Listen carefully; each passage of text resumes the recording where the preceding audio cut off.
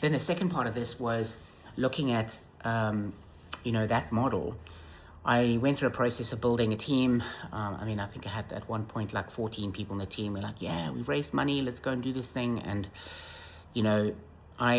I think one of the biggest limitations I had was I hired people that knew too much. And I don't mean, again, offensively in that sense. It's a lesson here that, when you hire the best people that know everything about the industry and the platform and everything that you're going to have, they also know the limitations of that. So, I just remember week after week having conversations, being told, no, it's not possible, can't do that, can't achieve this, can't achieve that. And it's kind of heartening or disheartening for an entrepreneur where you've got this vision of something that's going to transform and then you end up with something that's the same as everything else. And that was phase one. That was our first iteration of the product. And we never, ever got that product to market. It was just devastating because we didn't have the capital to be able to continue that process. This was, 3 years ago. Oh my gosh, it was such a tough time. And then started the next process of, well, we need capital to actually complete the product and continue the process. And you just kind of get to a point where you feel like everything's going to fall apart again.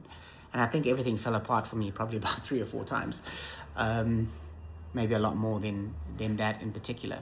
But the one thing that I always had the whole way through was some people that really believe in you, and that's my original investors, the people that have been here from day one. And I could always phone and have a conversation. I could always engage with them and just they would share their insights and guidance and support, and they're still here and they still support everything that we do. And I think that's because the purpose of what we do is so clear, and it's there. It's that people deserve to be happier, and people deserve to make better choices about their life and career.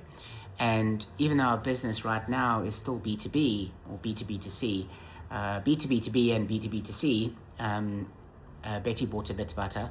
I'm a bit crazy, but that's okay. That's all part of being an entrepreneur. And I think that, this kind of thought process about,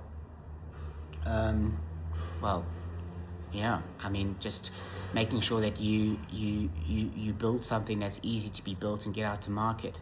But then you've got the other side of the coin, is that if you're building something that's proprietary, there's a lot of great tools like Replit and things like that right now that, Lovable, you can build apps and all these kind of things.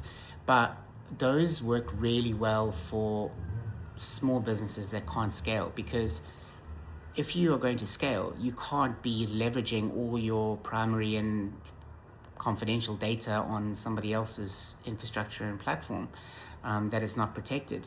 And that, has obviously led us to the infrastructure and the platform that we have today and what we provide for our clients, which is completely different to that. If you went and created a quiz on Score App that belongs to Score App, it doesn't belong to you. You're paying $30 a month. You can't, you can't control the data. You can't own the data. All your data belongs to them. So we looked at all this and we really thought about, well, something completely different.